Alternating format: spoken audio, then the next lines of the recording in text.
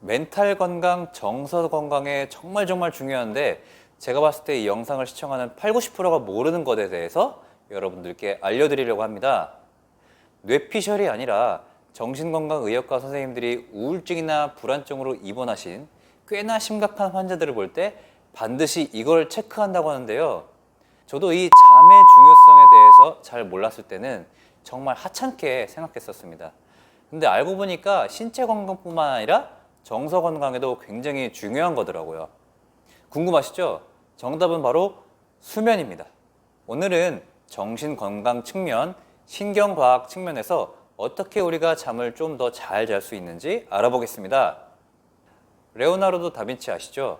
우리가 익히 알고 있는 레오나르도 다빈치, 알버트 아인슈타인, 토마스 에디슨, 그리고 윈스턴 처칠. 이들의 공통점은 무엇일까요? 놀랍게도 이들 모두는 하루 일과 중에 낮잠을 자는 습관이 있었다고 합니다. 연구 결과 낮잠은 뇌에 휴식을 줘서 생산적인 일을 소화하는 데 도움을 줄 뿐만 아니라 스트레스도 줄여줘가지고 근육과 인대의 긴장을 풀어주는 효과도 가지고 있습니다. 몸이 찌뿌둥하거나 생각이 정리가 되지 않을 때는 짧은 낮잠은 굉장히 좋은 효율을 올려주거든요. 위인들뿐만 아닙니다. 세계에서 가장 돈이 많은 사람, 1초에 약 14만 원, 하루 평균 125억 정도를 버는 남자, 누구일까요? 바로 빌 게이츠인데요. 시간당 엄청난 돈을 버는 빌 게이츠의 수면 시간은 어떨까요? 그는 실제로 7시간씩 충분한 수면을 하는 것으로 알려졌습니다. 또 세계에서 가장 머리가 좋은 사람? 이렇게 하면 누가 떠오르시나요? 잠을 중요하게 여긴 두 번째 인물은 인류 최고의 천재로 불리는 아인슈타인입니다. 그는 하루에 10시간 이상 잠을 자는 것으로 유명했는데요. 생전에 그는 최선을 다하는 하루를 보내기 위해서는 하루 10시간 정도 충분히 자야 한다. 이렇게 습관적으로 말했다고 해요. 심지어 그가 발표한 상대성 이론 역시도 침대 속에서 퍼뜩 스치는 아이디어였다고 합니다. 아인슈타인에게 잠이 정말 중요한 역할을 한 거죠. 서울의대 예방의학교실 유근영 교수팀은 대규모 코호트 연구를 했는데요.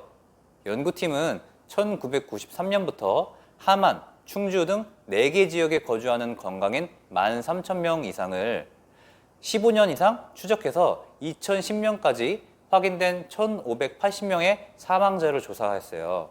연구팀은 건강한 사람의 평소 수면 시간이 향후 사망 위험에 어떤 영향을 주는지 확인했는데요. 하루 수면 시간을 5시간 이하, 6시간, 7시간, 8시간, 9시간, 10시간 이렇게 분류를 해서 각 수면 시간마다 사망률을 분석했어요.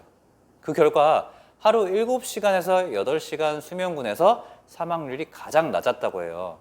7시간에서 8시간에 비해 수면 시간이 짧거나 길수록 사망률은 증가해서 수면 시간에 따라서 U자형 형태를 보였다고 합니다.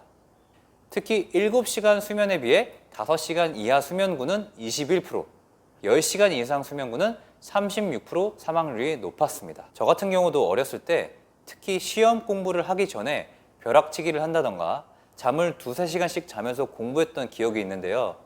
물론 공부를 겁나 못하긴 했거든요. 이게 내일 볼 시험이 불안해서 공부를 안 하고 딴짓을 하는 거죠. 죄책감이 드니까 잠은 안 자는 거고. 근데 안 잔다고 해서 그렇다고 또 공부를 열심히 하는 것도 아니야. 결국 시험을 망치게 되는 거죠. 아무튼 잠을 덜 자도 된다. 잠을 잘 시간에 생산적인 시간에 투입해야 된다. 이런 근거 없는 생각을 했었던 적이 있었는데요. 그런데 잠을 더 자야 기억도 잘 나고, 잠을 더 자야 말짱하게 일을 할 수 있고, 잠을 더 자야 효율이 나온다는 거죠. 자, 뜬금없는 질문 한번 드려볼게요. 혹시 이 안 닦고 생활하시는 분 계신가요? 아니면 평소에 샤워 안 하고 생활하시는 분 계신가요? 아마 거의 다 하시고 계실 거예요. 근데 혹시 뇌 청소를 하고 계신가요? 2015년 네이처지에서 발표한 연구인데요. 잠을 잘 때 우리 뇌에서 글림프 시스템이 활성화된다고 해요. 이 글림프 시스템은 뇌를 청소해 주는 거거든요.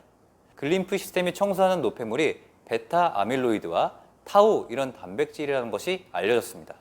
이 두 가지 단백질은 수용성 단백질로 뇌세포에 남아있으면 치매를 유발하는 것으로 잘 알려진 물질인데요.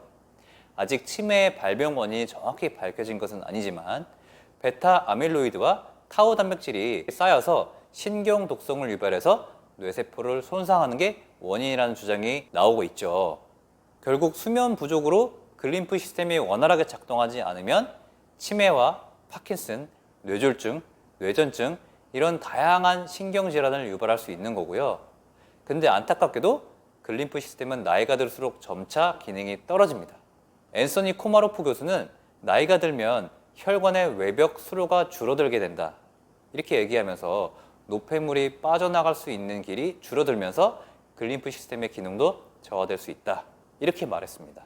글림프 시스템 기능 저하를 막고 싶다면 최대한 규칙적으로 잠을 자는 것이 좋겠죠. 정신건강의학적으로도 수면은 굉장히 중요합니다.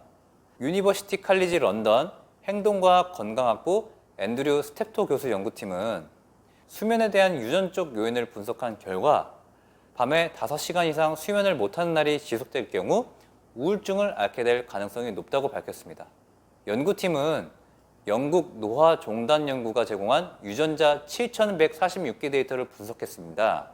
연구 대상자를 시간의 흐름에 따라 추적한 결과 짧은 수면을 취하는 경향이 있는 사람 중에서 4년에서 12년에 걸쳐 우울증 증상이 나타날 가능성이 높게 나타나고 있습니다. 밤 시간대에서 밤에 5시간보다 적게 잠을 자는 사람은 그렇지 않은 사람보다 우울증에 걸릴 확률이 2.5배 더 높은 것으로 드러났다고 해요. 우울증 증상에 있는 사람의 3분의 1은 수면 장애를 겪을 가능성이 높다고도 밝혔습니다. 자, 지금까지 우리가 왜 7시간, 8시간 숙면을 해야 되는지 알아봤습니다. 그럼 어떻게 숙면을 잘 취할 것이냐? 이 질문이 남아있겠죠? 저도 진짜 수면이 불규칙하고 맨날 유튜브 쇼츠 보면서 늦게 자고는 했었는데요. 이것을 어떻게 극복했는지 바로 알아보겠습니다. 가보시죠. 숙면을 하기 위해 제가 실천하고 있는 건 4가지입니다. 순서대로 말씀드릴게요. 첫 번째로 노란등 켜기입니다. 인간은 사실 LED 등이 없이 살아왔습니다. 태양이 지면 자고 태양이 뜨면 활동을 했어요. 전구가 발명된 건 기간이 150년 정도밖에 안 되잖아요. 그런데 인구는 몇백만 년 정도 지구에서 살았죠. 전등이 켜져 있으면 우리의 뇌는 지금 낮이구나 이렇게 인식을 한다고 해요. 그러면 잠들 때 나오는 멜라토닌 같은 호르몬이 분비가 잘 안 되잖아요. 저는 퇴근하자마자 하얀 등 말고 노란 등을 킨 채로 저녁 시간을 보내거든요. 이 습관을 만드니까 진짜 숙면을 잘 취할 수 있게 되더라고요. 두 번째로 저녁 7시 이후로는 되도록이면 먹지 않는 거예요. 이거는 좀 진짜 지키기가 힘들긴 하죠. 자기 전에 라면 한 그릇, 치킨 한 마리 정도는 정말 국룰이잖아요. 그런데 우리가 소화를 하면서도 엄청난 에너지를 소모한다는 거 알고 계셨나요? 우리가 밥 먹으면 졸리죠.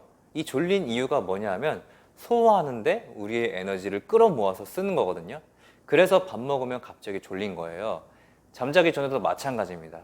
소화하기 위해서 대장, 소장 같은 장기들을 계속 풀로 돌려야 되기 때문에 숙면에 아주 치명적인 상태가 되는 거죠. 고기를 먹으면 8시간 이상 장기가 활발하게 돌아가고요. 탄수화물을 먹으면 4시간, 그리고 과일이나 채소는 30분 안에 소화가 다 된다고 합니다. 그러니까 여러분, 진짜 어려운 거 저도 알고 있는데 저녁 7시 이후에는 과일과 채소만 먹는 걸로, 아셨죠? 세 번째로 잠자기 전에 휴대폰을 안 하는 겁니다. 이건 다들 알고 있는데 정말 실천이 안 되는 거잖아요. 저도 자기 전에 휴대폰 안 하는 습관 만드는데 최소 5년 정도는 노력을 했던 것 같아요.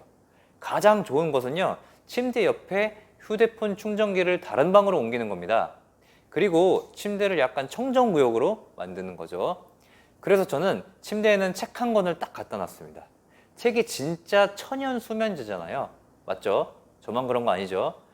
네, 휴대폰은 약간 의지력을 통제할 수 있는 범위를 넘어섰다고 저는 생각을 해서 침대에서 아예 휴대폰을 할 수 없게 시스템을 세팅한 겁니다. 의지력 대신 시스템을 세팅한 거죠. 네 번째는 자기 전에 명상. 이거는 제가 정말 강력하게 추천합니다. 혹시 자기 전에 고민하고 생각하고 했던 것들 있죠? 이 고민들이 아침에 일어나서도 계속 머릿속에 떠나지 않았던 경험 있으시죠? 잠을 잘 때도 우리의 뇌는 엄청나게 많은 일을 하고 있어요. 잠을 잘 때 뇌가 스탑되면 숨이 안 쉬어지겠죠? 그렇기 때문에 자기 전에는 생각과 감정을 편안하게 안정시키는 연습이 꼭 필요합니다. 저는 자기 전에 항상 명상을 하는데요. 누워서 보통 명상을 하거든요. 그러면 진짜 신기한 게 숙면 시간이 늘어나요.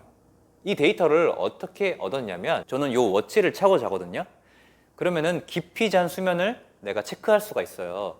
처음에는 깊은 수면이 10분에서 15분 정도가 나왔습니다. 그런데 방금 말씀드린 습관들을 제가 만들고 난 뒤에는 많이 나올 때는 90분까지 나오고요. 평균 60분 이상은 나오는 것 같아요. 자, 정리해 보겠습니다. 첫 번째로는 노란 등, 두 번째로는 자기 전에 웬만하면 안 먹기, 세 번째는 자기 전 휴대폰 안 하기, 네 번째는 자기 전에 명상하기. 이것만 지키면 불면증, 무기력증, 만성피로 보수적으로는 50%는 해결할 수 있을 거라고 저는 확신합니다. 여러분들 아무쪼록 잠 잘 주무시고요. 숙면하시기를 제가 진심으로 응원하겠습니다. 여러분의 평생 습관을 책임지는 멘탈 코치 주필립이었습니다. 감사합니다. 뜬금없는